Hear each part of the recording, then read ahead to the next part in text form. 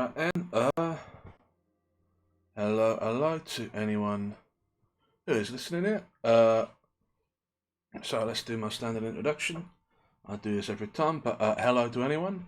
I am SkitterSkreetch, you can call me Skitter, and I am a rat trapped inside of this cursed library with nothing to do but read books, which I'm made to do by that little rat lamp you can see in the top corner there. Now, what's it called? I go over this every time in case there's someone new here. There's never anyone here. There was someone here? Oh, there's not now. Okay, well, if there's someone here, feel free to say hello or don't. But yeah, so that's the thing we're doing. If you're hanging around. But yeah, so I am here to read a book, and today we just got the one because I didn't sleep super well and my throat's still feeling a bit rough. So let's go have a look at it. This is another one by Herman Melville. We've done a couple of these before, you can see. This one's called Bartleby the Scrivener. Now, I'm not super clear on what it's about, but we've read a bit of Melville before. He seems to be alright, so we're going to give it a go. Yeah, I'm not sure exactly on whether it has chapters or anything. I think it's just a fairly long short story. I'll probably interject with some thoughts and comments as we go, rather than doing breaks by chapter or anything, and go over it mostly at the end. Again, if anyone is here, because apparently there was someone here briefly, feel free to interject if you have questions or need me to go over another bit, or just have some thoughts, or would like to say hello. I'm very lonely. I've been trapped in this library for so long. Anyway, but yeah. Until then, let's get beginning then, shall we? So, Bartleby the Scrivener. I am a rather elderly man. The nature of my avocations for the last 30 years has brought me into more than ordinary contact with what would seem an interesting and somewhat singular set of men, of whom as yet nothing that I know of has ever been written. I mean the law copyists, the scriveners. I've known very many of them, professionally and privately, and if I pleased, could relate diverse histories, at which good-natured gentlemen might smile and sentimental souls might weep. But I'll waive the biographies of all other scriveners, for a few passages in the life of Bartleby, who was a scrivener, the strangest I ever saw or heard of. While of other law copyists I might write the complete life, of Bartleby nothing of that sort can be done. I believe that no material exists for a full and satisfactory biography of this man. He is an irreparable loss to literature. Bartleby was one of those beings of whom nothing is ascertainable, except from the original sources, and, in his case, those are very small. What my own astonished eyes saw of Bartleby, that is all I know of him, except indeed one vague report, which will appear in the sequel. Ere introducing the scrivener as he first appeared to me, it is fit I make some mention of myself, my employees, my business, my chambers, and general surroundings, because some such description is indispensable to an adequate understanding of the chief character about to be presented. Imprimis, I am a man who, from his youth upwards, has been filled with a profound conviction that the easiest way of life is best. Hence, though I belong to a profession proverbially energetic and nervous, even at turbulence at times, yet nothing of that sort have I ever suffered to invade my peace. I am one of those unambitious lawyers who never address a jury or in any way draw down public applause, but in the cool tranquillity of snug retreat do a snug business among rich men's bonds and mortgages and title deeds. All who know me consider me an eminently safe man. The late John Jacob Astor, a person too little given to poetic enthusiasm, had no hesitation in pronouncing my first grand point to be prudence, my next method. I do not speak it in vanity, but simply record the fact that I was not unemployed in my profession by the late John Jacob Astor, a name which, I admit, I love to repeat, for it hath a rounded and orbicular sound to it, and rings like unto bullion. I will freely add that I was not insensible to the late John Jacob Astor's good opinion. Some time prior to the period at which this little history begins, my avocations had been largely increased. The good old office, now extant in the state of New York, of a Master in Chancery, had been conferred upon me. It was not a very arduous office, but very pleasantly remunerative. I seldom lost my temper, much more seldom indulged in dangerous indignation at wrongs and outrages, but I must be permitted to be rash here and declare that I consider the sudden and violent abrogation of the office of Master in Chancery by the new Constitution as a premature act, inasmuch as I had counted upon a life lease of the profits, whereas I only received those of a few short years. This is by the way. My chambers were upstairs at North Wall Street. At one end they looked upon the white wall of the interior of a spacious skylight shaft, penetrating the building from top to bottom. This view might have been considered rather tame than otherwise, deficient in what landscape painters call life. But if so, the view from the other end of my chambers offered at least a contrast, if nothing more. In that direction my window commanded an unobstructed view of a lofty brick wall, black by age and everlasting shade, which wall required no spyglass to bring out its lurking beauties, but for the benefit of all near-sighted spectators was pushed up within 10 feet of my window panes. Owing to the great height of the surrounding buildings, and my chambers being on the second floor, the interval between this wall and mine not little resembled a huge square cistern. I'm glad I'm not doing too much today. My throat really is giving out a bit. Oh, right. At the period just preceding the advent of Bartleby, I had 2 persons as copyists in my employment, and a promising lad as an office boy. First Turkey, second Nippers, third Ginger Nut. These may seem names, the like of which are not usually found in the directory. In truth, they were nicknames, mutually conferred upon each other by my 3 clerks, and were deemed expressive of their respective persons of character. Turkey were a straight, pursy Englishman of about my own age, that is, somewhere not far from 60. In the morning, one might say, his face was a fine florid hue, but after 12 o'clock meridian, his dinner hour, it blazed like a grate full of Christmas coals, and continued blazing, but as it were with a gradual wane, till 6 o'clock p.m. or thereabouts, after which I saw no more of the proprietor of the face, which gained its meridian with the sun that seemed to set with it, her eyes culminate in decline the following day, with the like regularity and undiminished glory.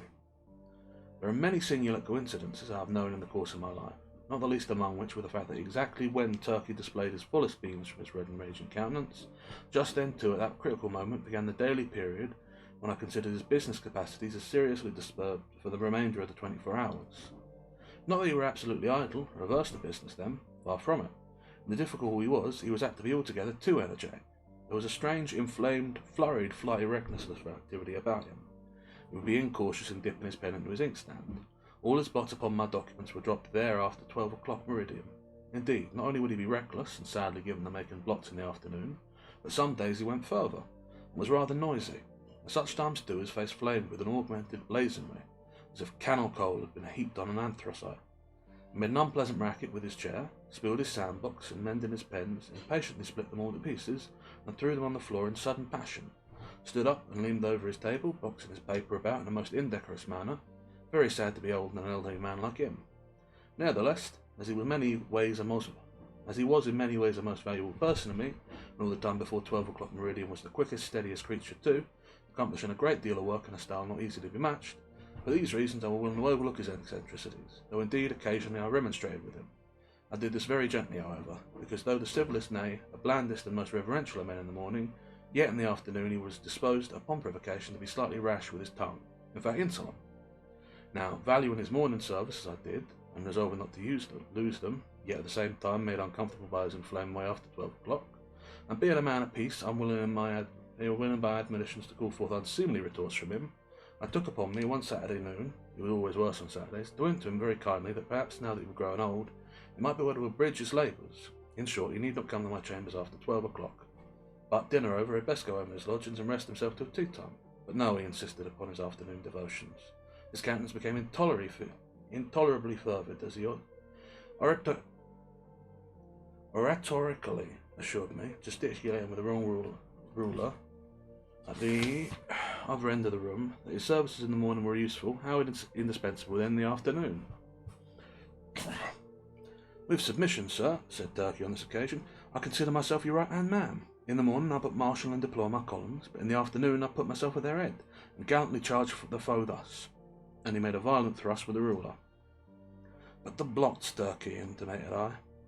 True, but with submission, sir, behold these airs. I am getting old. Surely, sir, a blot or two of a warm afternoon is not to be severely urged against grey hairs. Old age, even if it will blot the page, is honourable. With submission, sir, we are both getting old. This appeal to my fellow feeling was hardly to be resisted. At all events, I saw that he would not. So I made up my mind to let him stay, resolving nevertheless to see that during the afternoon he had to do with my less important papers. Nippers, the second on my list, was a whiskered, sallow, and up on the old, rather practical-looking young man of about 25. I always deemed him the victim of two evil powers, ambition and indigestion. The ambition was evinced by a certain impatience of the duties of a mere copyist, an unwarrantable usurpation of strictly professional affairs, such as the original drawing up of legal documents. The indigestion seemed betokened in an occasional nervous testiness and grinning irritability, causing the teeth to audibly grind together over mistakes committed in copying. Unnecessary maledictions hissed rather than spoken in the heat of business, and especially by a continual discontent with the height of the table where he worked. With a very ingenious mechanical turn, Nippers could never get this table to suit him. He put chips under it, blocks of various sorts, bits of pasteboard, and at last went so far as to attempt an exquisite adjustment by final pieces of folded blotting paper. But no intervention would answer. If, for the sake of easing his back, he brought the table lid at a sharp angle, well up towards his chin, and wrote there like a man using the steep roof of a Dutch house for his desk, then he declared that it stopped the circulation in his arms. If now he lowered the table to his waistbands and stooped over it in writing, then it was a sore aching in his back. In short, the truth of the matter was, Nippers knew not what he wanted, or if he wanted anything, it was to be rid of Scrivener's table altogether. Among the manifestations of his diseased ambition was a fondness he had for receiving visits from certain ambiguous-looking fellows in seedy coats, whom he called his clients. Indeed, I was aware that not only was he at times considerable of a war politician, but he occasionally did a little business at the justices' courts, and was not unknown in the steps of the tombs. I have good reason to believe, however, that one individual called upon him at my chambers, and who, with a grand air he insisted was his clerk, was no other than a dun, and the alleged title deed a bill. With all his failings and the annoyances he caused me, Nippers, like his compatriot Turkey, were a very useful man to me, wrote a neat, swift hand, and, when he chose, was not deficient in a gentlemanly sort of deportment. Added to this, he always dressed in a gentlemanly sort of way, and so, incidentally, reflected credit upon my chambers, whereas with respect to Turkey, I had much ado to keep him from being a reproach to me. His clothes were apt to look oily and smell of eating houses. He wore his pantaloons very loose and baggy in summer. His coats were execrable. That's another one. His hat not to be handled, but while the hat were a thing of indifference to me, inasmuch as his natural civility and deference, as a dependent Englishman always led him to doff it the moment he entered the room, yet his coat were another matter. Concerning his coats, I reasoned with him, but with no effect. The truth was, I suppose, that a man with so small an income could not afford to sport such a lustrous face and a lustrous coat at one and the same time. As Nippers once observed, Turkey's money went chiefly for red ink. On winter day I presented Turkey with a highly respectable looking coat of my own, a padded grey coat with a most comfortable warmth and which buttoned straight up from the knee to the neck.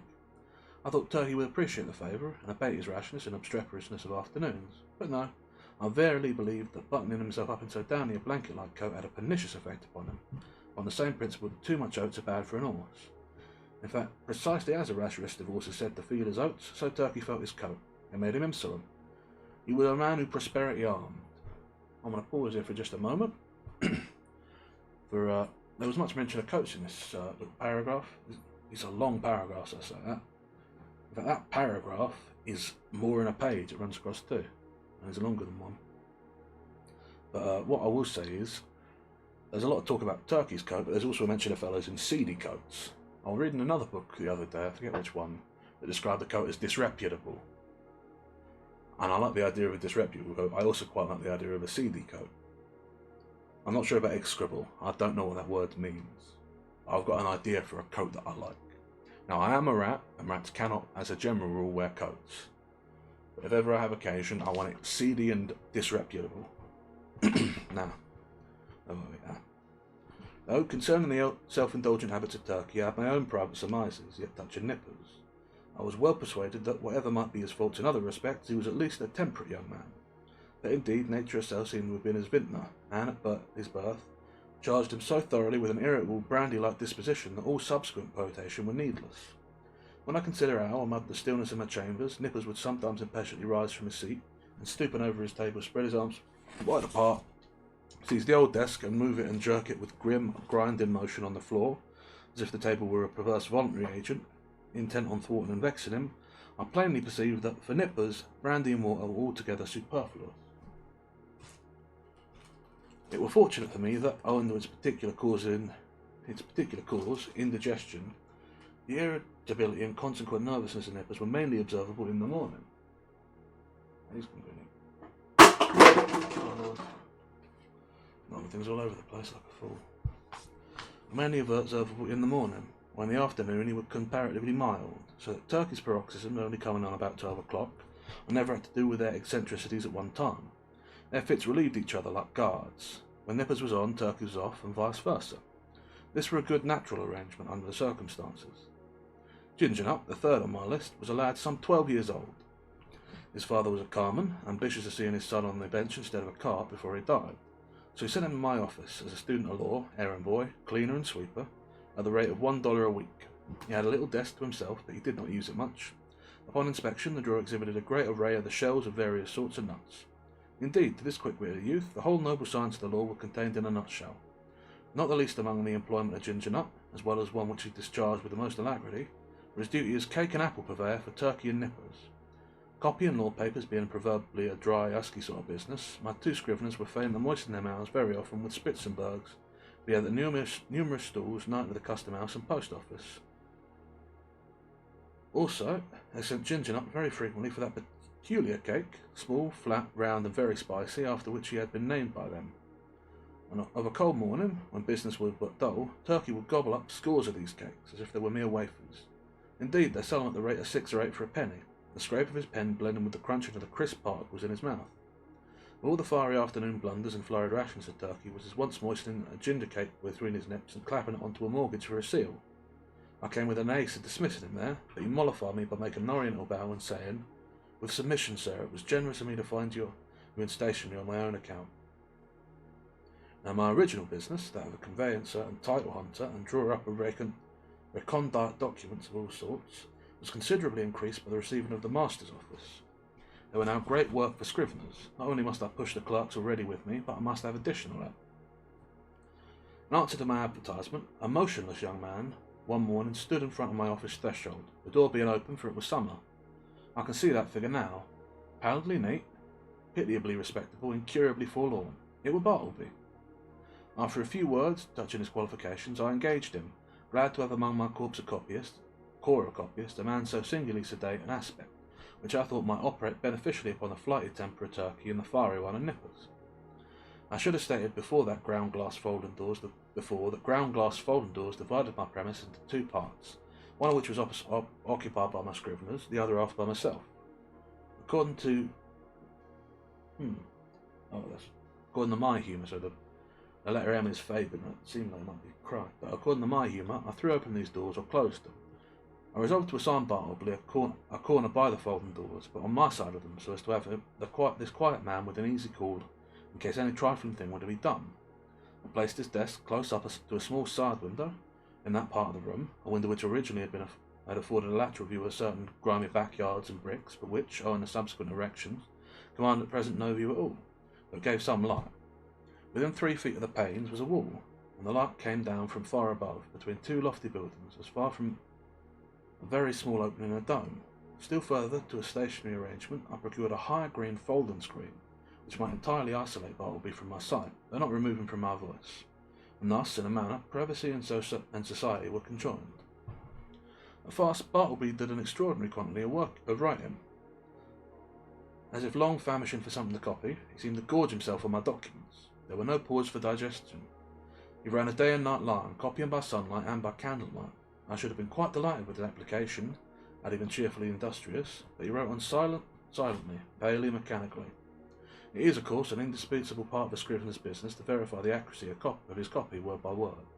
If there are 2 or more scriveners in an office, they assist each other in this examination, one reading from the copy, the other holding the original. It is a very dull, wearisome, and lethargic affair. I can readily imagine that to some sanguine temperaments it would be altogether intolerable. For example, I cannot credit that the meddlesome poet Byron would have contentedly sat down with Bartleby to examine a law document of say 500 pages, closely written in crimpy hand. Now and then, in the Easter business, it had been my habit to assist in comparing some brief documents myself, calling Turkey or Nippers for this purpose. One object I had in placing Bartleby so handy to me behind the screen was to avail myself of his services on such trivial occasions. It were on the third day, I think, of his being with me, and before any necessity had arisen for having his own writing examined, that being much hurried to complete a small affair I had in hand, I abruptly called Bartleby. In my haste and natural expectancy of instant compliance, I sat with my head bent over the original on my desk, and my right hand sideways and somewhat nervously extended with a copy, so that immediately upon emerging from his retreat, Bartleby might snatch it and proceed to do the business without the least delay. In this very attitude did I sit when I called to him, rapidly stating what it was I wanted him to do, namely to examine a small paper with me. Imagine my surprise, nay, my consternation, when without moving from his privacy, Bartleby, in a singularly mild, firm voice, replied, I would prefer not to. I sat a while in perfect silence, rallying my stunned faculties. Immediately it occurred to me that my ears had deceived me, or Bartleby had entirely misunderstood my meaning. I repeated my request in the clearest tone I could assume, but in quite as clear a one came the previous reply. I would prefer not to. Prefer not to, echoed I, rising in my excitement and crossing the room with a stride. What do you mean? Are you moonstruck? I want you to help me clear this sheet here. Take it. I thrust it towards him. I would prefer not to, he said. I looked at him steadfastly. His face was leanly composed, his grey-eyed, dimly calm. Not a wrinkle of agitation rippled him. Had there been the least uneasiness, anger, impatience, or impertinence in his manner, in other words, had there been anything ordinarily human about him, doubtless I should have violently dismissed him from the premises. As it was, I should have soon enough thought of turning my pale plaster of Paris bust of Cicero out of doors. I stood gazing at him a while as he went on with his own writing, and then reseated myself at my desk. This is very strange, thought I. What had one best do? But my business hurried me. I concluded to forget the matter for the present, reserving it for my future leisure. So calling Nippers for the other room, the paper was speedily examined. Gonna pause here, have a quick drink.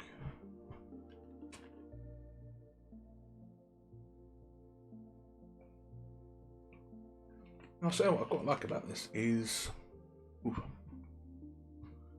there's some really good character work in here. We got a very good sense immediately of your Turkey and your Nippers, perhaps less so Ginger Nut, but still a bit. And even Bartleby, you're getting some really quick, good idea of who these people are. Which I can't say was reflected so well in Melville. Well, I guess maybe in the Lightning Rod Man. There were a lot of technical stuff in there that made me sort of miss it, but I guess that was quite character driven. I mean, the character of the titular Lightning Rod Man being very well established by it. And I guess the person speaking, the narrator whose name I did not get, I don't think was in it. But yeah. But it is, well, it's a very different sort of story, but I'm enjoying it so far. I got a bad feeling about this Bartleby. Let's push on. A few days after this, Bartleby concluded 4 lengthy documents, being quadruplicates of a week's testimony taken before me in my High Court of Chancery. It became necessary to examine them. It were an important suit, and great accuracy were imperative. Having all things arranged, I called Turkey, Nippers, and Ginger Nut from the next room, meaning to place the 4 copies in the hands of my 4 clerks, while I should read from the original. Accordingly, Turkey, Nipper, and Ginger Nut had taken their seats in a row, with each his document in hand, when I called to Bartleby to join this interesting group. Bartleby, quick, I'm waiting. I heard a slow scrape of his chair leg on the uncarpeted floor, and soon he appeared standing at the entrance of his hermitage. What is wanted? He said he mildly. The copies, said I hurriedly. We're going to examine them. There, and I held towards him the 4th quadruplicate. I would prefer not to, he said, and gently disappeared behind the screen. For a few moments I would turn into a pillar of salt, stand at the head of my seated column of clerks. Recovering myself, I advanced towards the screen and demanded the reason for such extraordinary conduct. Why do you refuse? I would prefer not to. With any other man, I should have thrown outright in with dreadful passion, scorned all further words, and thrust him ignominiously from my presence. There was something about Bartleby that not only strangely disarmed me, but in a wonderful manner touched and disconcerted me. I began to reason with him. These are your own copies we're about to examine. It is labour saving to you, because one examination will answer to you 4 papers. It's common usage. Every copyist is bound to examine his copy, is it not so? Will you not speak? Answer. I prefer not to, he replied, in a flute-like tone. It seemed to me that while I had been addressing him, he had carefully revolved every statement that I had made, fully comprehending the meaning, could not gainsay the irresistible conclusion, but at the same time some paramount consideration prevailed with him in the reply, as he did. You had decided, then, not to comply with my request, a request made according to common usage and common sense. He briefly gave me to understand that on that point my judgment was sound. Yes, his decision was irreversible. It is not seldom the case that when a man is browbeaten in some unprecedented and vilely unreasonable way, he begins to stagger in his own plainest faith. He begins, as it were, vaguely to surmise that, wonderful as it may be, all the justice and all the reason is on the other side. Accordingly, if any disinterested persons are present, he turns to them for some reinforcement for his own faltering mind. "Turkey," said I, "what do you think of this? Am I not right?" "With submission, sir," said Turkey in his blanded tone, "I think that you are." "Nippers," said I, "what do you think of it?" "I think I should kick him out of the office." The reader of a nice perceptions here will perceive that, it being morning, Turkey's answer is couched in polite and tranquil terms, but Nippers replies in ill-tempered ones. Or, to repeat a previous sentence, Nippers' ugly mood was on duty and Turkey's off. "Ginger Nut," said I, willing to enlist the smallest suffrage in behalf, "what do you think of it?" "I think, sir, he's a little loony," replied Ginger Nut with a grin. "You hear what they say," said I, turning towards the screen. "Come forth and do your duty." But he vouchsafed no reply. I pondered a moment, in a sore perplexity, but once more business hurried me. I determined again to postpone the consideration of this dilemma to my future leisure. With a little trouble we made out to examine the papers without Bartleby, though every page or two Turkey differentially dropped his opinion that this proceeding was quite out of the common, while Nippers, twitching in his chair with a dyspeptic nervousness, ground out between his teeth occasional listened maledictions against the stubborn oaf behind the screen. And for his, Nippers' part, this was the first and last time he would do another man's business without pay. Meanwhile Bartleby sat in his hermitage, oblivious to everything but his own peculiar business there. Some days passed, the Scrivener being employed upon another lengthy work. His late remarkable conduct led me to regard his ways narrowly. I observed that he never went to dinner, indeed that he never went anywhere. As yet I had never, of my personal knowledge, known him to be outside of my office. He wore a perpetual sentry in the corner. At about 11 o'clock, though in the morning, I noticed that Ginger Nut would advance towards the opening in Bartleby's screen, as if silently beckoned thither by a gesture invisible to me where I sat. The boy would then leave the office, jingling a few pence, and reappear with an handful of ginger nuts, which he delivered in the hermitage, receiving 2 of the cakes for his trouble. "He lives then on ginger nuts," thought I. "Never eats at dinner, properly speaking. He must be a vegetarian then. But no, he never eats even vegetables. He eats nothing but ginger nuts." My mind then ran on in reveries concerning the probable effect upon the human constitution of living entirely on ginger nuts. Ginger nuts are so called because they contain ginger as one of their peculiar constituents, and the final flavouring one. Now what was ginger? An hot, spicy thing. Was Bartleby hot and spicy? Not at all. Ginger then had no effect upon Bartleby. Probably he preferred it should have none. Nothing so aggravates an earnest person as a passive resistance. If the individual so resisted be of a not inhumane temper, and the resisted one perfectly harmless in his passivity, then in the better moods of the former he will endeavour charitably to construe his imagination what proves impossible to be solved by his judgment. Even so, for the most part I regarded Bartleby and his ways. Poor fellow, thought I, he means no mischief, he is plain he intends no insolence, his aspect sufficiently evinces that his eccentricities are involuntary. He is useful to me. I can get along with him. If I turn him away, the chances are he will fall in with some less indulgent employer, and then he will be rudely treated, and perhaps driven forth miserably to starve. Yes, here I can cheaply purchase a delicious self-approval. To befriend Bartleby, to humour him in his strange wilfulness, will cost me little or nothing, while I lay up in my soul what will eventually prove a sweet morsel for my conscience. But this mood was not invariable with me. The passiveness of Bartleby sometimes irritated me. I felt strangely goaded on to encounter him in new opposition, to elicit some angry spark from him answerable to my own. But indeed I might as well have essayed to strike fire with my knuckles against a bit of Windsor soap. But one afternoon the evil impulse in me mastered me, and the following little scene ensued. "Bartleby," said I, "when those papers are all copied I will compare them with you." "I would prefer not to." "How? Surely you do not mean to persist in that mulish vagary?" "No answer." I threw open the folding doors nearby, and, turning upon Turkey and Nippers, explained, "Bartleby a second time says he won't examine his papers. What do you think of it, Turkey?" It was afternoon, be it remembered. Turkey sat glowing like a brass boiler, his bald head steaming, his hands reeling among his blotted papers. "Think of it?" roared Turkey. "I'll just step behind his screen and black his eye for him." So saying, Turkey rose to his feet and threw his arm into a pugilistic position. He were hurrying away to make good his promise when I detained him, alarmed at the effect of incautiously rousing Turkey's combativeness after dinner. "Sit down, Turkey," said I, "and hear what Nippers has to say. What do you think of it, Nippers? Would I not be justified in immediately dismissing Bartleby?" "Excuse me, that is for you to decide, sir. I think his conduct quite unusual, and indeed unjust as regards Turkey and myself, but it may only be a passing whim." "Ah," exclaimed I, "you have strangely changed your mind, then. You speak very gently of him now." "All beer," cried Turkey. "Gentleness is effects of beer. Nippers and I dined together today. You see how gentle I am, sir. Shall I go and black his eyes?" "You refer to Bartleby, I suppose?" "No, not today, Turkey," I replied. "Pray, put up your fist." I closed the door and again advanced towards Bartleby. I felt additional incentives tempting me to my fate. I burned to be rebelled against. I remembered that Bartleby never left the office. "Bartleby," said I, "Ginger Nut is always just a step around the post office." "Yeah, Ginger Nut is away. Just step round to the post office, won't you? It will but 3 minutes walk away, and see if there's anything for me." "I would prefer not to." "You will not?" "I prefer not." I staggered to my desk and sat there in deep study. My blind inveteracy returned. Was there any other thing in which I could procure myself to be ignominiously repulsed by this lean, penniless waif, my hired clerk? Why the thing is there, perfectly reasonable, that he should be sure to refuse to do? "Bartleby." No answer. "Bartleby," in a louder tone. No answer. "Bartleby," I roared. Like a very ghost, agreeably to the law's imaginable invocation at the third summons, he appeared at the entrance of his hermitage. "Go to the next room and tell Nippers to come to me."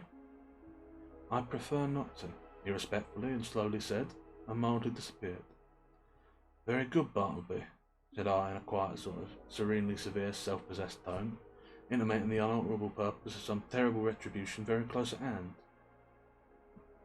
At the moment I half intended something of the kind, but upon the whole, as it was drawing towards my dinner hour, I thought it best to put my hat and walk home for the day, suffering much from perplexity and distress of mind. Shall I acknowledge it? The conclusion of this whole business was that it soon became a fixed fact in my chambers that a pale young scrivener by the name of Bartleby had a desk there, that he copied for me at the usual rate of 4 cents a folio, 100 words, that he were permanently exempt from examining the work done by him, that duty being transferred to Turkey and Nippers, out of compliment doubtless to their superior acuteness.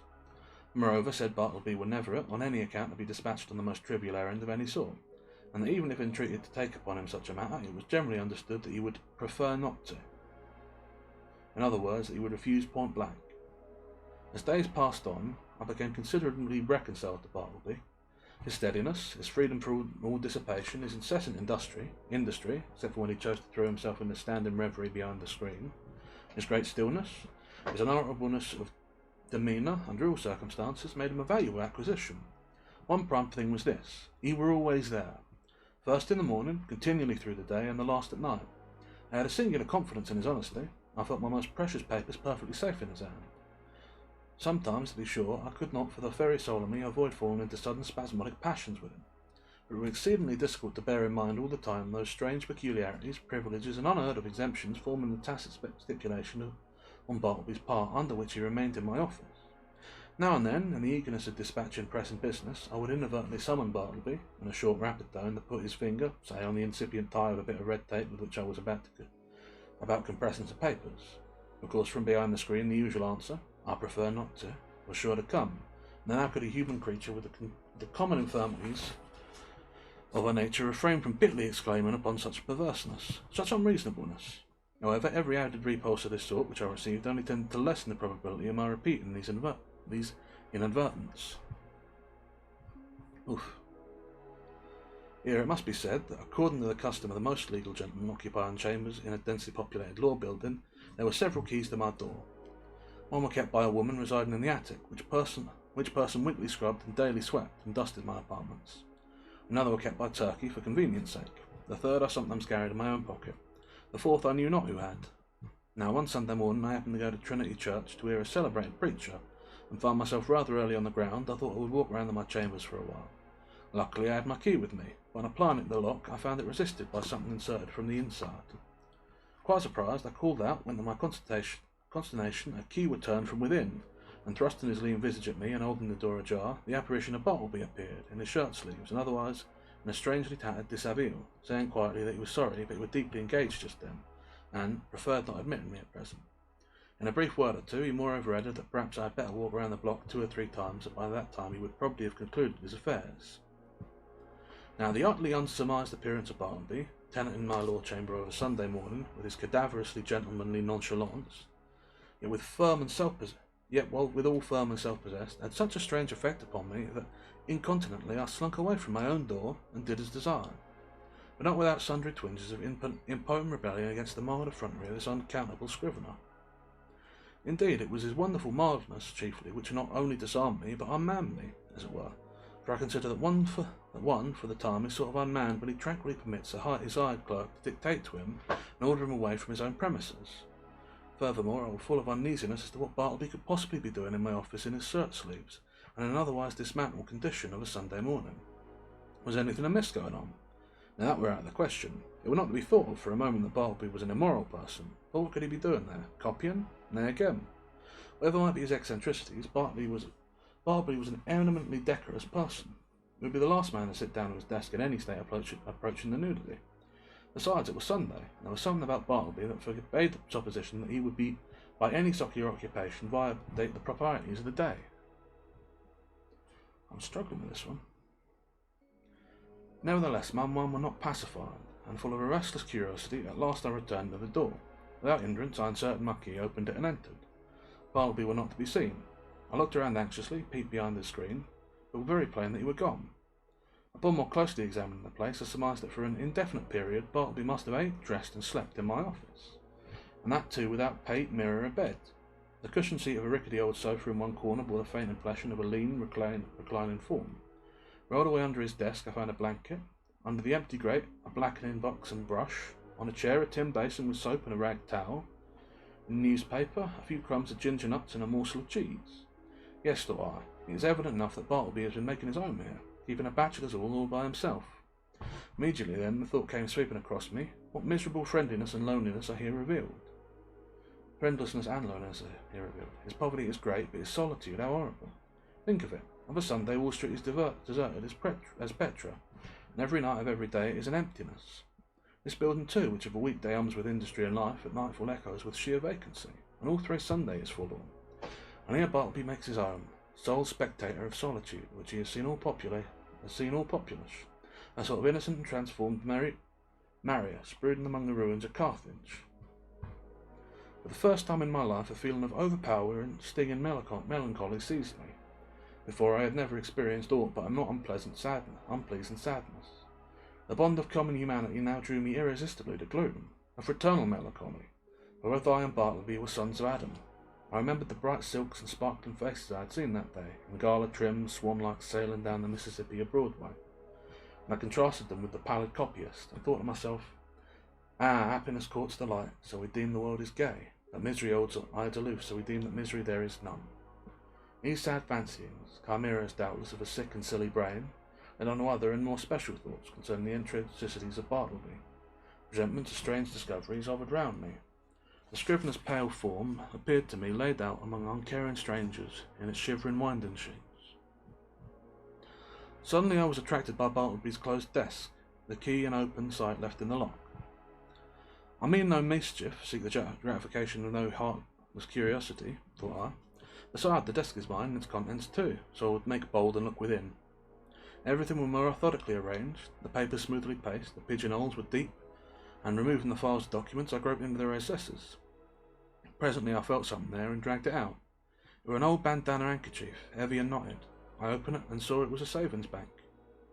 I now recalled all the quiet mysteries which I had noted in the man.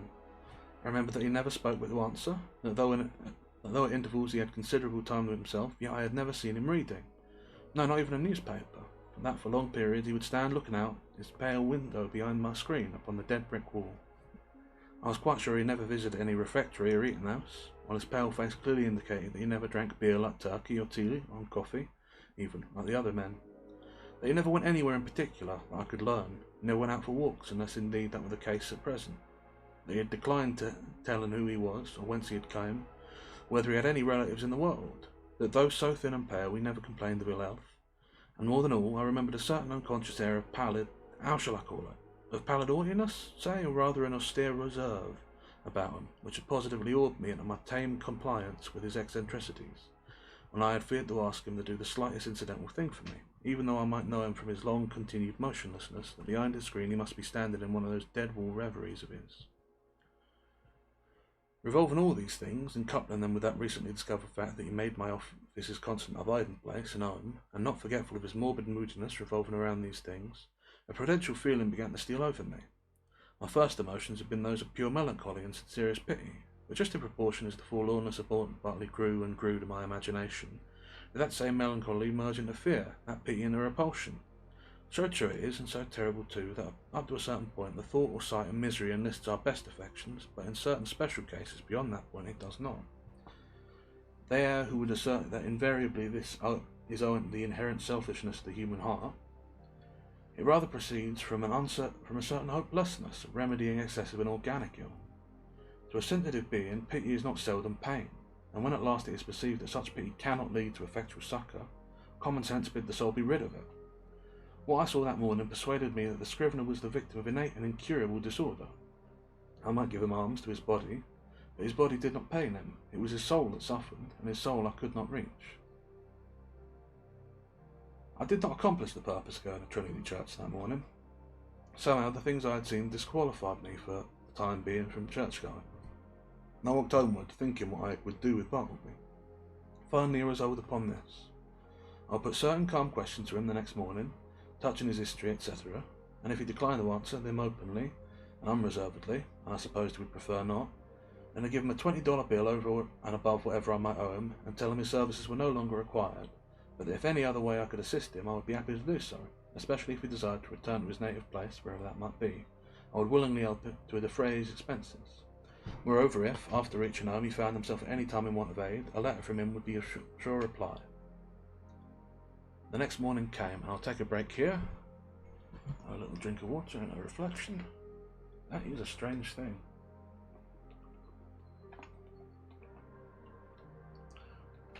In fact, I quite dislike that.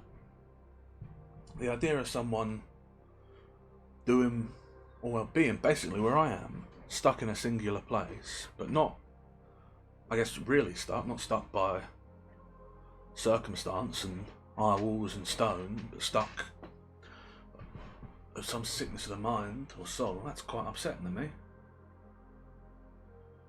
This is an awful place to be. Admittedly, I haven't been there like this Bartleby has been, and he has company come in. I was going to say has delivery of food, but it seems not a lot. Well, not a great deal of different food. There's ginger nuts and I guess some cheese, which is more than I've got, but it's very upsetting to me, the idea that a person would lock themselves up like that, would deprive themselves of the world, voluntarily. But then maybe that's not fair. There have been times when I have sought little hiding places and scurried away from the world, though generally not for very long.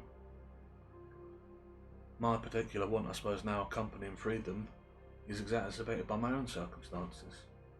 So perhaps there is a man. Well, how can a man have too much of the world? Too much freedom, too much contact?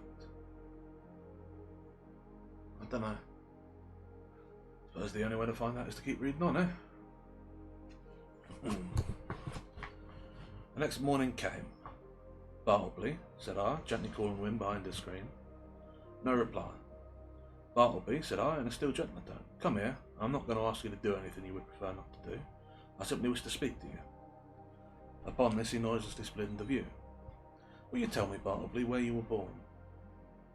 I would prefer not to. Will you tell me anything about yourself? I would prefer not to. But what reasonable objection can you have to speak to me? I feel friendly towards you. He did not look at me while I spoke, but he kept his glance fixed upon my bust of Cicero, which as I then sat was directly behind me, some 6 inches above my head. What is your answer, Bartleby? Said I, after waiting a considerable time for a reply, during which his countenance remained immovable. There were only a faintest conceivable tremor of the white, attenuated mouth. At present, I prefer to give no answer, he said, and retired into his hermitage. It were rather weak in me, I confess, but his manner on this occasion nettled me. Not only did there seem to lurk in it a certain calm disdain, his perverseness seemed ungrateful, considering the undeniable good uses and indulgence he had received from me. Again I sat ruminating what I should do. Mortified as I was at his behaviour, and resolved as I had been to dismiss him when I entered my office, nevertheless I strangely felt something superstitious knocking at my arm, and forbidding me to carry out my purpose, denouncing me for a villain if I dared to breathe one bitter word against this forlornest of mankind. At last, familiarly drawing my chair behind the screen, I sat down and said, "Bartleby, never mind then about revealing your history, but let me entreat you as a friend to comply as far as may be with the usages of this office. Say now you will help examine the papers tomorrow or next day, in short. Say now that in a day or two you will begin to be a little more reasonable. Say so, Bartleby." "At present, I would prefer not to be a little reasonable," was his mildly cadaverous reply. Just then the folding doors opened and Nippers approached. He seemed suffering from an unusually bad night's rest, induced by severer indigestion than common. He overheard those final words of Bartleby. "Prefer not, eh?" grifted Nippers. "I'd prefer him if I were you, sir," addressing me. "I'd prefer him. I'd give him preferences, the stubborn mule. What is it, sir, pray, that he prefers not to do now?" Bartleby moved not a limb.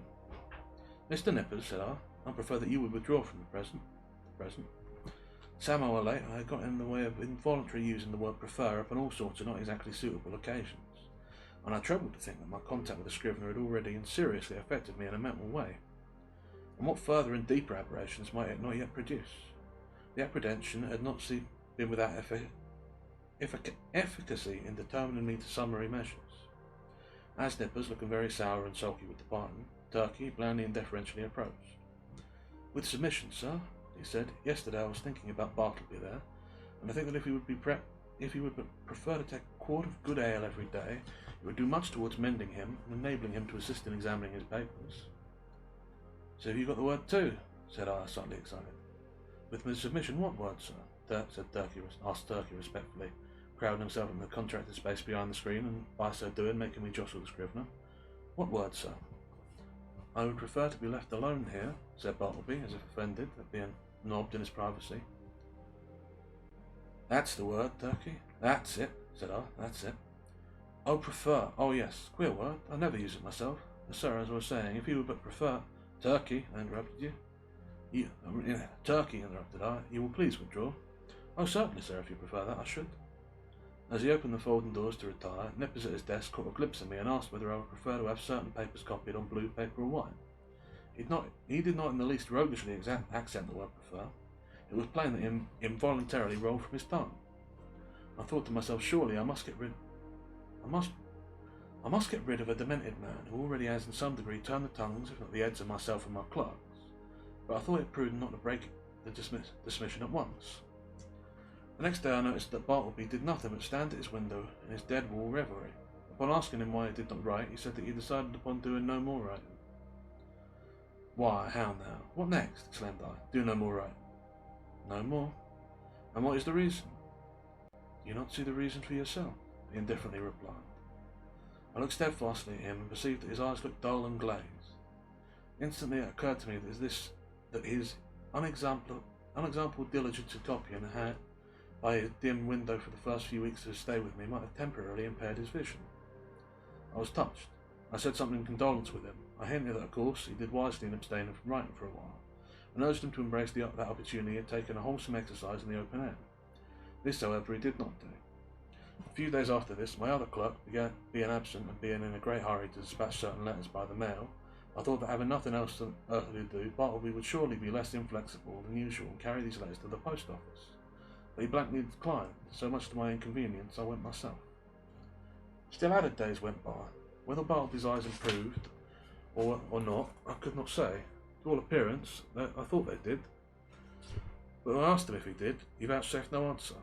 In all events, he would do no copying. At last, in reply to my urgings, he informed me that he had permanently given up copying. "What?" exclaimed I. "Suppose your eyes should get entirely well, better than ever before. Would you not copy them?" "I have given up copying," he answered, and stood aside. He remained as ever a fixture in my chambers. Nay, if that were possible, he became still more of a fixture than before. What was to be done? He would do nothing in the office. Why should he stay there? In plain fact, he had now become a millstone to me, not only useless as a necklace, but afflictive to bear. Yet I was sorry for him. I speak less than truth when I say that on his account he occasioned me uneasiness. If he would but have named a single relative or friend, I would instantly have written and urged their taking the poor fellow away to some convenient retreat. But he seemed alone, absolutely alone in the universe. A bit of wreck in the mid-Atlantic. At length, the necessities connected with my business tyrannised all other considerations. Decently as I could, I told Bartleby that in 6 days' time he must unconditionally leave the office. I wanted to take measures, in the interval, for procuring some other abode. I offered to assist him in this endeavour if he himself would but take the first step towards a removal.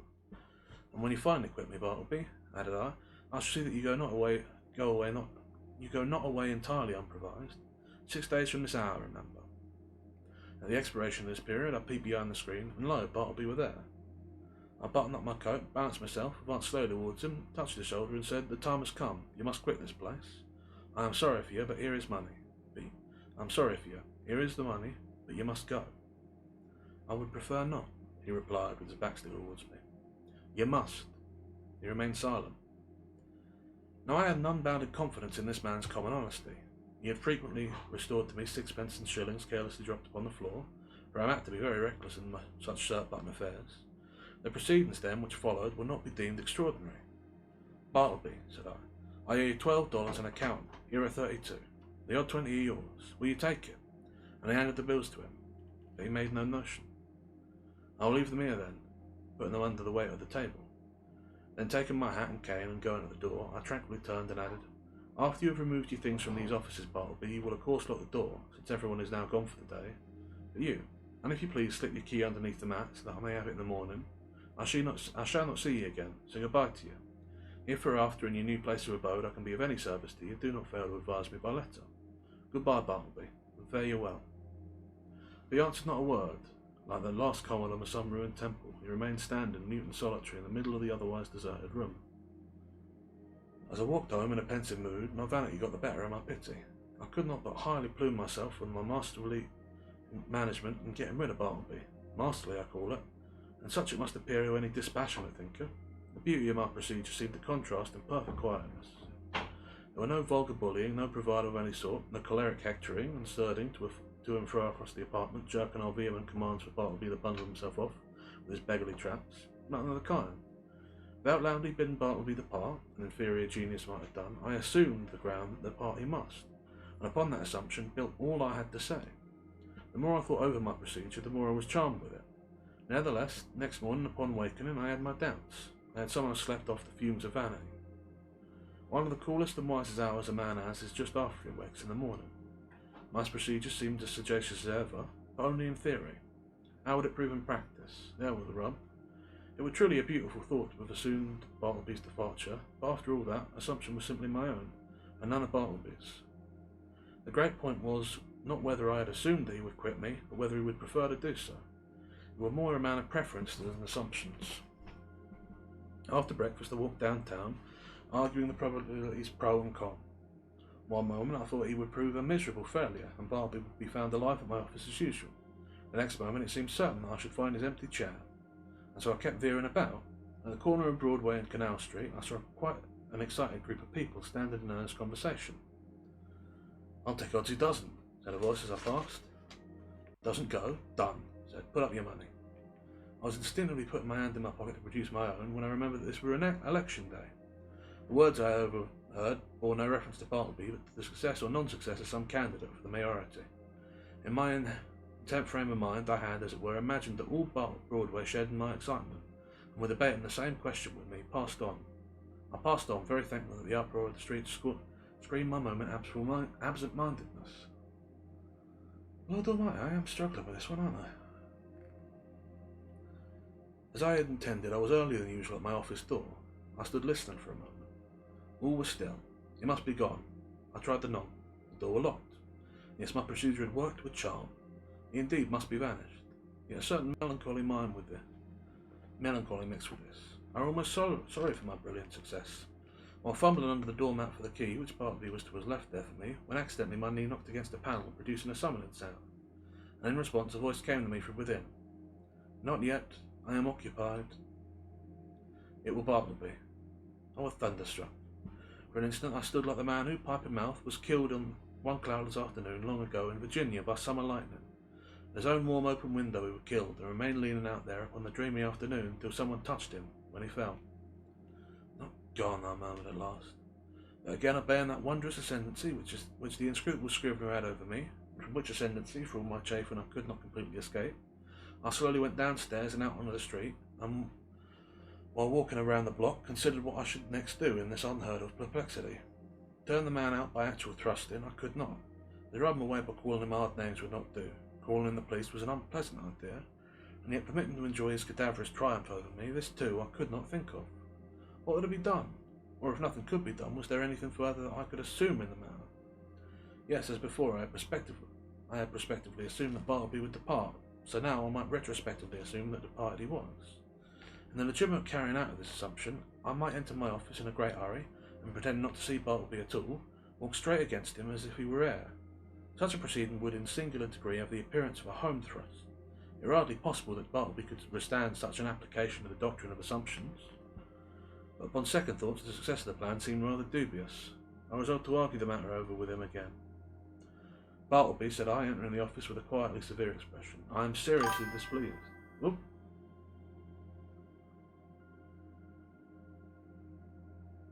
I heard a sound there, like someone was saying something in the chat, but I have no sign of it. Strange. No.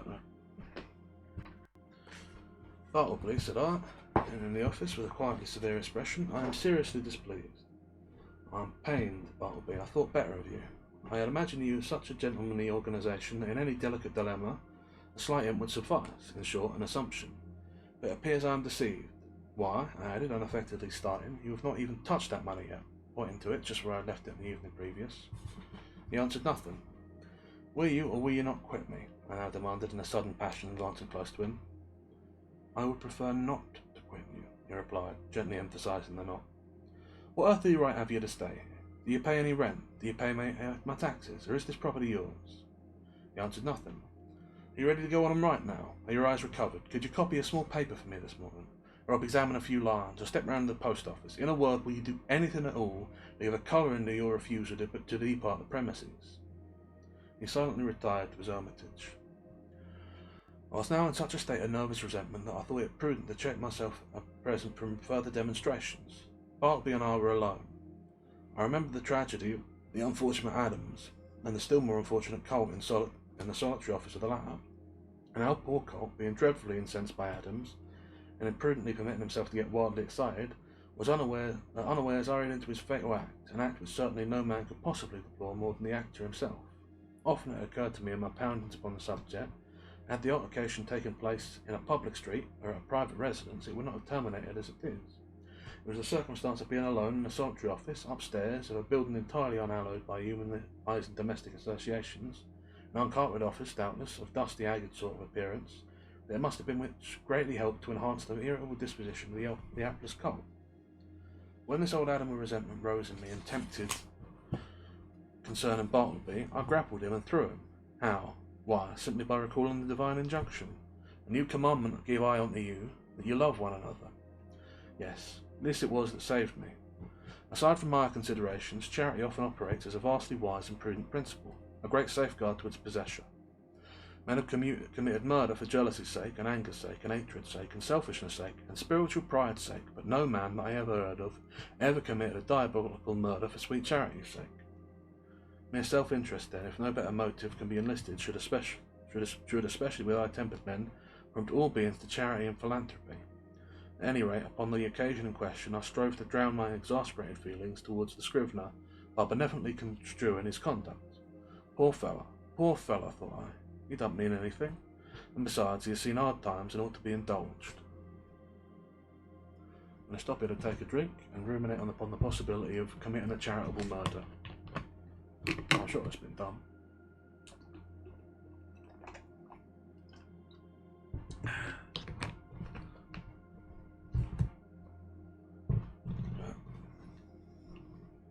I endeavoured also immediately to occupy myself, and at the same time to comfort my despondency.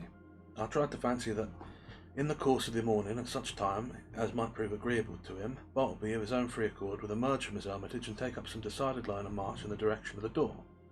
But no. 12:30 came. Turkey began to blow in the face, overturn his inkstand and become generally obstreperous. Nippers abated down into quietude and courtesy. Gingernet munched his noon apple, and Bartleby remained standing at his window in one of his profoundest dead-ball reveries. Will it be credited, or I acknowledge it, that afternoon I left the office without saying one further word to him. Some days now passed, during which at leisure intervals I looked a little into Edwards on the Wall and Priestley on Necessity. Under the circumstances, those books induced a salutary feeling.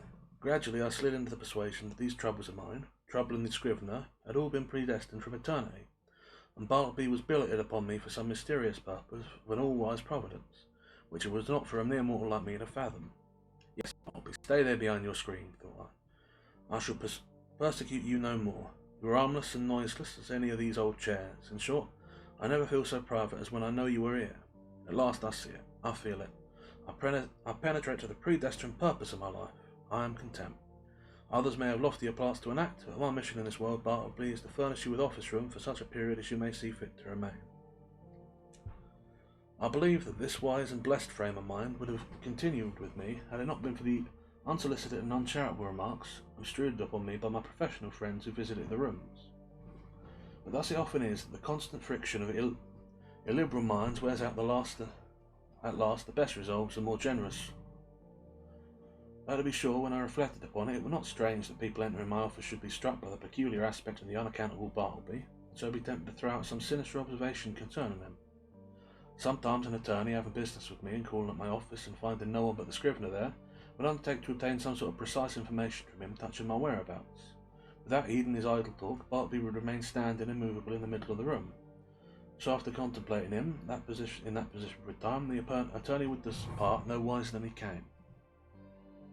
Also, when a reference were going on, and the room were full of lawyers and witnesses and business driving fast, some deeply occupied legal gentleman present, seeing Bartleby wholly unemployed, would request him to run round to his, the legal gentleman's, office and fetch some papers for him. Thereupon Bartleby would tranquilly decline, and yet remain idle as before.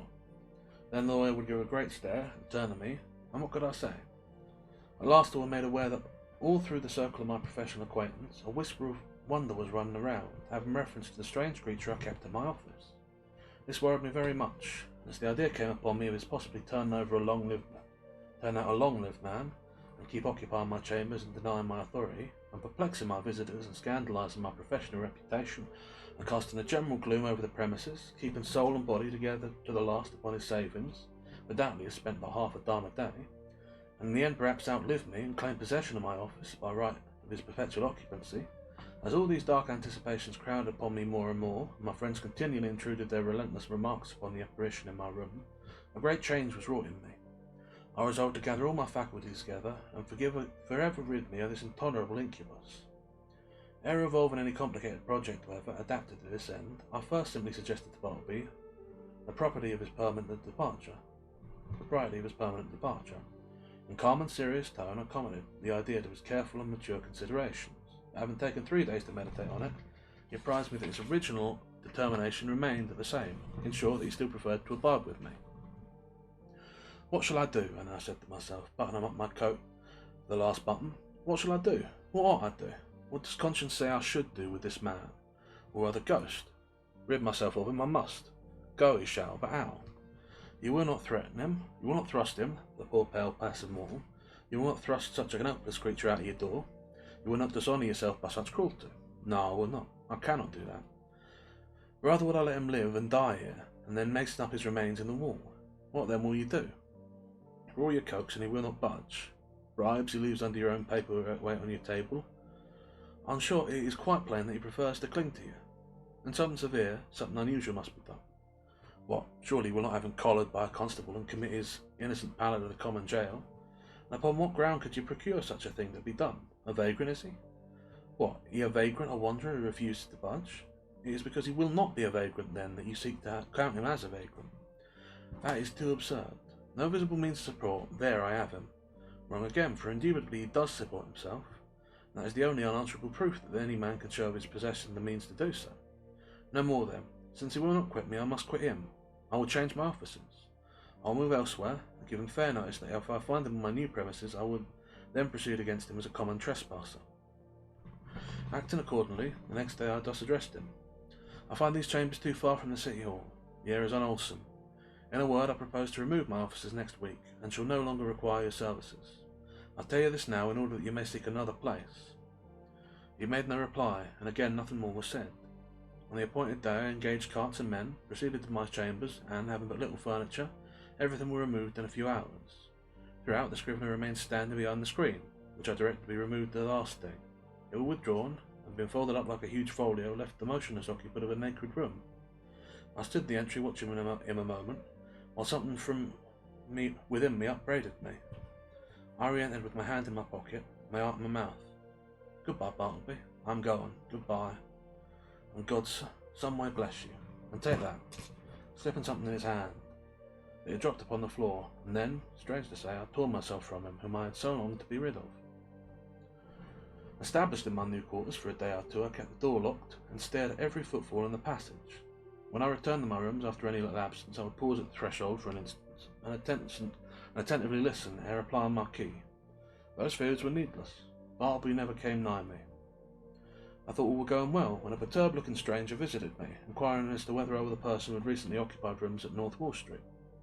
Full of foreboding, I replied that I was. Then, sir, said the stranger, who proved the lawyer, you were responsible for the man you left there. He refused to do any copying, and refused to do anything. He says he prefers not to, and refuses to quit the premises. I'm very sorry, sir, said I, with assumed tranquillity, an inward tremor, but really the man you allude to is nothing to me. He is no relation or apprentice of mine that you should hold me responsible for him. In mercy's name, who is he? I certainly cannot inform you. I know nothing about him. Formerly I employed him as a copyist, but he has done nothing for me now for some time past. I shall settle him then. Good morning, sir.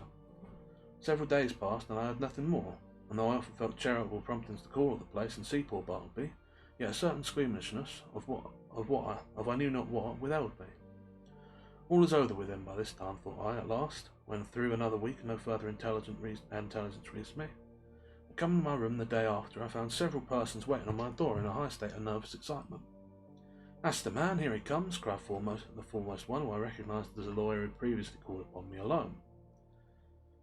You must take him away, sir, at once, cried a portly person among them, advancing upon me, and who I knew to be the landlord of North Wall Street.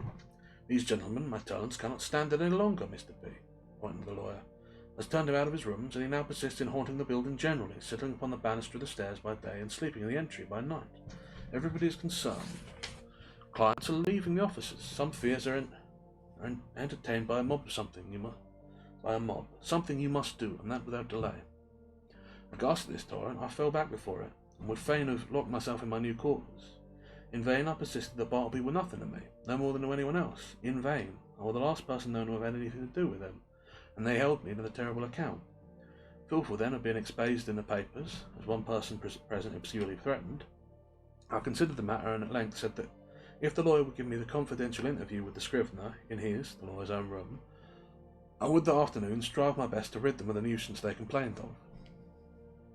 Going upstairs to my old haunt, there was Bartleby, silently sitting upon the banister at the landing. What are you doing here, Bartleby? Said I. Sitting upon the banister, he mildly replied. I motioned him into the lawyer's room, who then left us. Bartleby, said I, are you aware that you are the cause of great tribulation to me by persisting in occupying the entry after being dismissed from the office? No answer. Now one or two things must take place. Either you must do something, or something must be done to you. Now what sort of business would you like to engage in? Would you like to re-engage in copying for someone? No, I would prefer not to make any change. Would you like a clerkship in a dry goods store? There's too much confinement about that.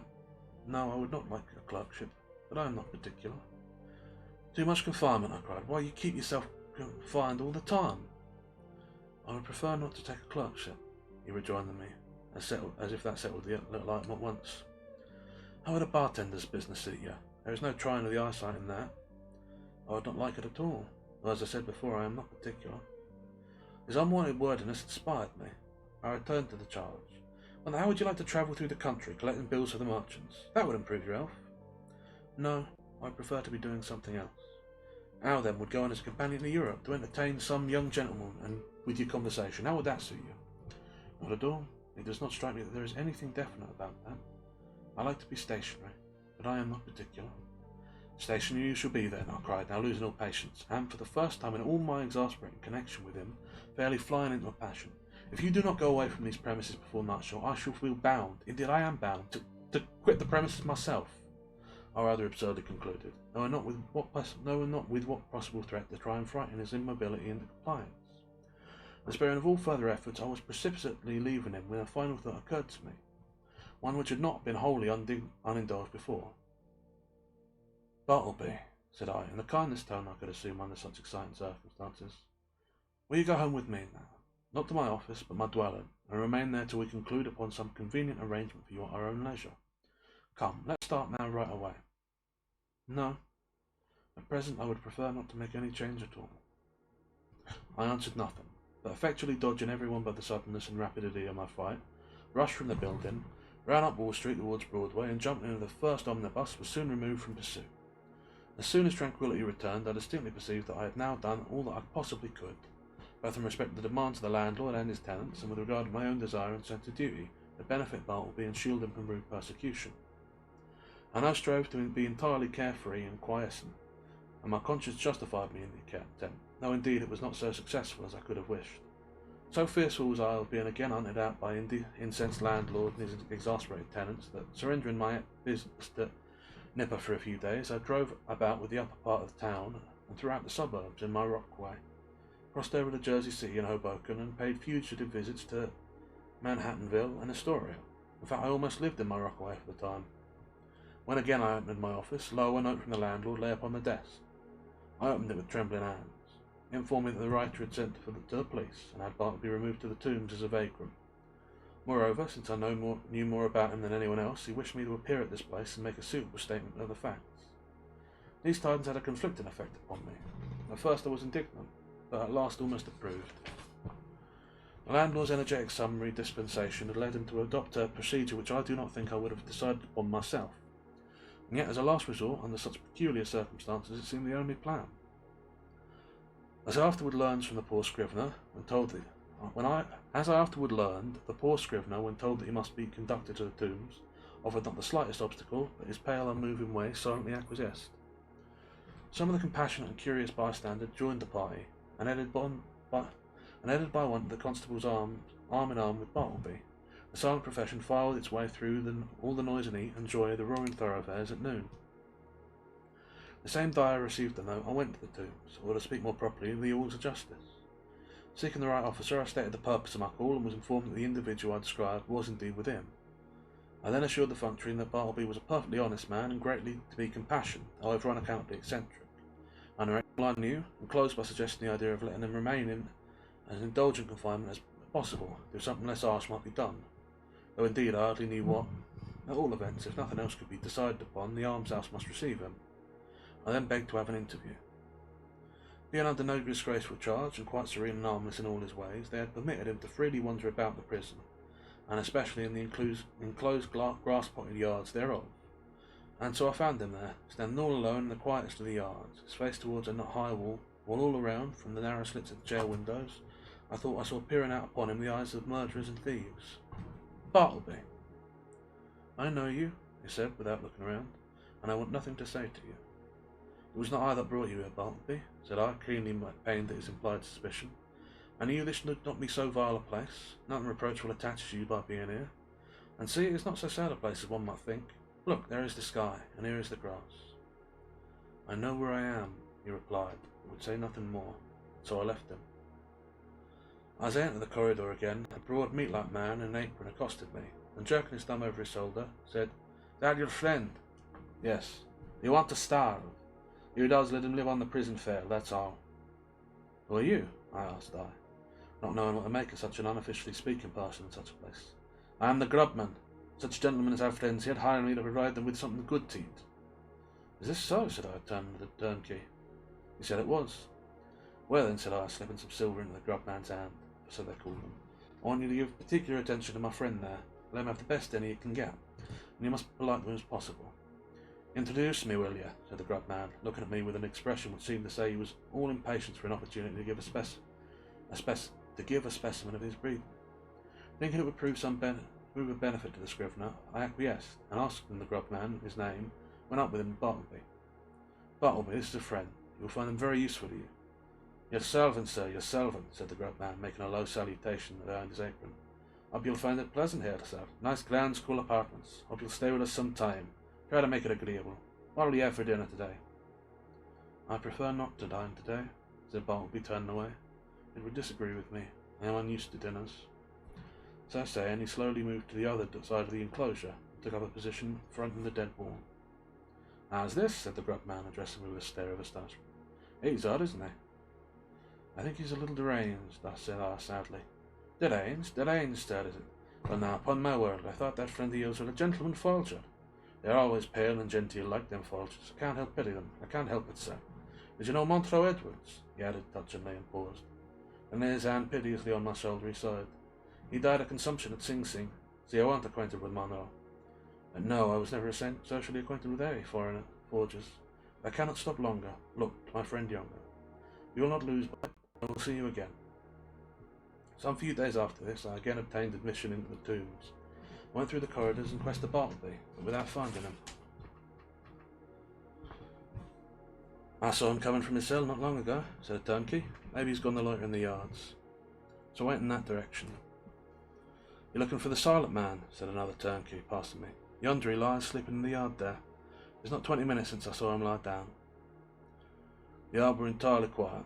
They were not accessible to a common prisoner. The surrounding walls of amazing thickness kept off all sounds behind them. The Egyptian character of the masonry weighed upon me with its gloom, but a soft imprisoned turf grew underfoot.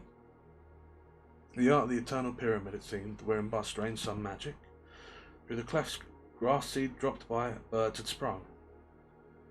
Strangely huddled at the base of the wall, his knees drawn up, and lying on his side, his head touching the cold stones, I saw the wasted Bartleby, but nothing stirred.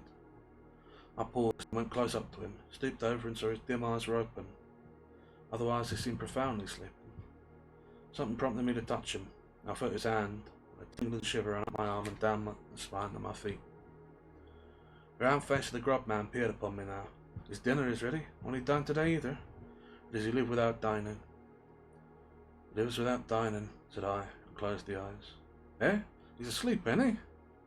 The kings and councillors, murmured I. There would seem little need for proceeding further in this history. Imagination will readily supply the meagre recital of poor Bartleby's interment. But at parting with the reader, let me say this, that if this little narrative has sufficiently interested him to awaken a curiosity as to who Bartleby was, and what manner of life he led prior to the present narrator's making his acquaintance, I can only reply that in such curiosity I fully share, but am wholly unable to gratify it. Yet here I hardly know whether I should divulge one little item of rumour, which came to my ear a few months after the Scrivener's decease. Upon what basis it rested I could never ascertain, and hence how true it is I cannot now tell. But inasmuch as this vague report has not been without certain suggestive interest to me, however sad it may prove the same with some others, and so I'll briefly mention it. The report was this, that Bartleby had been a subordinate clerk in the Dead Letter Office at Washington, from which post he had been suddenly removed by a change in the administration. When I think over this rumour, hardly can I express the emotion which seizes me. Dead letters. Does not sound like dead men. Conceive a man by nature and misfortune prone to a pallid hopelessness. Can any business seem more fitted to heighten it than the continual handling of these dead letters and assorting them for the flames? But by the cartload they are annually burned, sometimes from out the folded paper of the clerk. The pale clerk takes a ring, the finger it were meant for perhaps moulders in the grave. The banknote sent the swiftest charity, whom it would relieve now eats nor hungers any more. Pardon for those who died despairing. Hope for those who died unhoping. Good tidings for those who died stifled by unrelieved calamities. On errands of life these letters speed to death. Ah, Bartleby. Ah, humanity. And that's the end of Bartleby the Scrivener.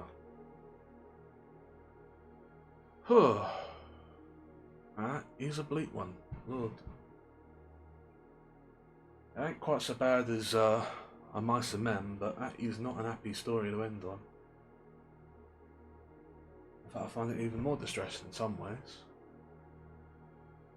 It is intolerable to me to be imprisoned here down amongst these mouldering nothingness, amongst these These books, the mouldering ones, the dead remains of people who once were, a remnant of a people who never again shall walk this world. But to be imprisoned in one's own mind seems a yet more dreadful thing. Lord, at least I want to be free. At least if I were allowed out, I would be content in seeking my own fortune and future. To be so made, so unmade even. Be such a man as to never again seek for company or freedom. It strikes me a terrible thing, that. A terrible thing indeed. Oh, well. Well. I think it was, well, let's reflect on some of the good points. I understand the character writing were very good. We had the introduction of Turkey and Nipper pretty early on, and they played their roles pretty well. The sort of little, two-man act they had going on, where one of them were angry the morning and the other afternoon. And I do like the idea of the scruffy coat, this disreputable one. And they did play their roles well. I also think it was interesting to see the narrator handle so quietly and gently this man, and yet think himself very firm. It was a bit silly of him, the way he handled it, but you could see him trying to be a good and decent person. Like, all of his actions, even a bit weird one though they were, made sense in the sort of context of it. What else? I won't say I liked it, but I think it was well done the way that Bartleby spoke. Not just the prefer part, but all of his words. I mean, you could hopefully hear it when I was reading them, but they came across as very little inflected. In fact, there was only one time there were any inflections sort of written into his thing, where I prefer not, he said. The not were italicized.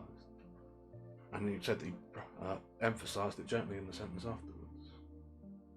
It came across very well, this sort of cold, dispassionate man. I found him quite alarming, honestly. There were another book that I read about another of Melville's now I think on it. The Apple Tree Table, in my little reading of them I'd done before. He does something similar with the titular table and the tick, tick, tick repeated. It's a very simple thing, but it comes across very effectively unnerving. It sort of struck me there. This one struck me here. Just a mild tone, sort of bloodless. Really did give the man a sort of air. Even more than just the narrator talking about it. Not sure what that is, but I appreciate it about Melville.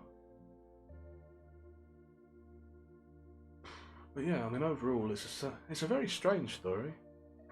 Not a lot that happens in it. It is dreadfully upsetting in several ways. I wonder, still. I don't think there's much else to be said about it. But I must say it was also my favourite of the Melville stories we've read. I didn't mind the Apple Tree Table, I was a bit off by the Lightning Tree Man, but this was a good one. I think I shall have to try some more of his stuff if I can find it. I say as though I have much choice in the matter. I shall of course be reading whatever I can find, but at least that meets Lamp's approval. But that were a good one, pretty up there. Sort of on the level of the Better London stories, I think.